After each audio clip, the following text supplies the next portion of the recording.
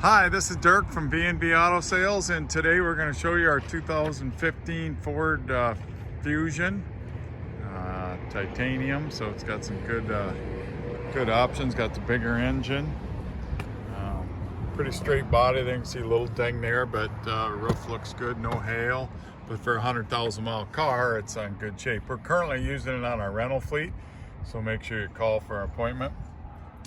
That's probably the worst part in the interior. For some reason, got some scratches on that seat right there. Currently, it's showing 109, 233. It will be more, but this has heated seats and navigation, remote start, your adaptive cruise control. So, optioned up really nice. About the only thing it doesn't have would be the sunroof. So. Back seats are all in good shape and everything. Got good tread on the tires, got the alloy wheels. Of course, got the bigger EcoBoost engine in it. Spoiler, so got a good look to it. No major dings on it, pretty straight car. Maybe has had some paint work on this fender.